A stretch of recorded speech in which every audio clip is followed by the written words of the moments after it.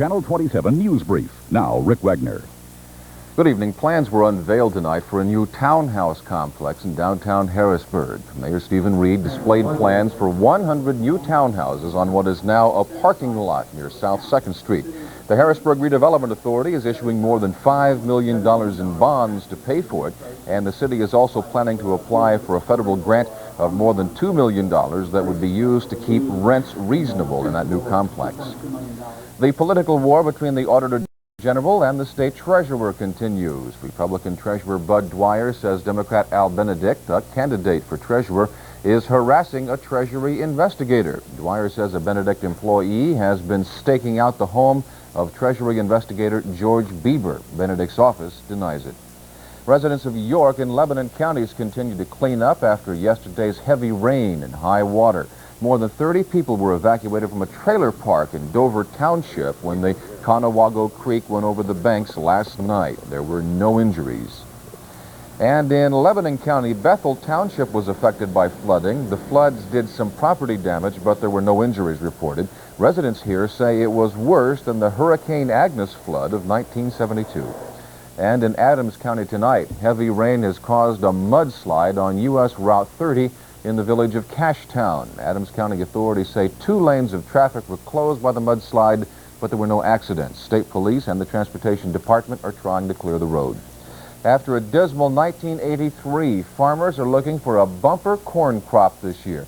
The Agriculture Department says it'll be the 4th largest corn harvest on record and an increase of 84% over last year. Last year's corn harvest was ruined by drought and growing restrictions by the government. Changes in wholesale prices generally show up later at the retail level. If that trend continues, we can look for cheaper gasoline and more expensive food. The Labor Department says the cost of wholesale gasoline fell more than 3% last month, the sharpest drop in over a year. But food prices were nearly 1.5% higher in July. A sharp temporary run-up in the cost of foods ready for delivery to grocery stores and restaurants pushed the government's wholesale price index up 0.3% in July. The index had been about unchanged since March. Beef, pork, and fish prices rose last month. The wholesale cost of potatoes jumped 44% in July. Low market prices and the big drought a year ago kept the potato crop smaller than usual. A new crop will be in this fall. Partly offsetting higher food costs, the wholesale price of energy fell last month. Gasoline costs down 3%, heating oil off more than 1%. Overall, analysts think inflation will stay moderate for quite a while unless farming weather worsens or world oil supplies are interrupted. Tony Sargent, ABC News, Washington. The owner of a small private railroad is trying to get his train moving again.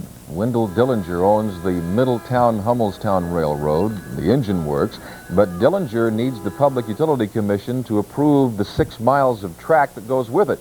The track has been closed since it was damaged by Hurricane Agnes 12 years ago. If the PUC approves, Dillinger says he'll use the train to carry tourists from Hummelstown to Indian Echo Cave. Well, the boot is apparently working in Harrisburg. As you may know, the boot's a device that locks the wheels of cars whose drivers have not paid overdue traffic tickets. Harrisburg officials say the boot has convinced more people to start paying. The city expanded its use of the boot last month. The Olympics will not be the only games in town this weekend. Today, the torch was lit in Harrisburg for the annual Keystone Games in State College. More than 3,000 amateur athletes will compete in 25 sports.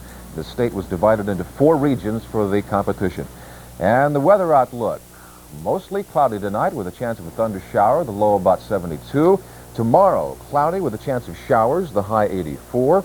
Tomorrow night, cloudy, a chance of rain, the low 73. And on Sunday, cloudy. Still a chance of showers and the high 84. And that's tonight's news break. We'll have more news later tonight after ABC's coverage of the 1984 Summer Olympics. It is after midnight, and this man is possessed by hunger.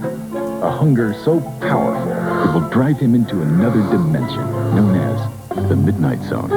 There is only one place where he can find the juicy, flame-broiled Whopper he craves after midnight. A place called Burger King. Very soon, you too will know hunger in the night. You too will drive through the Midnight Zone at Burger King. Barney Miller, weeknights at 7 on Channel 27.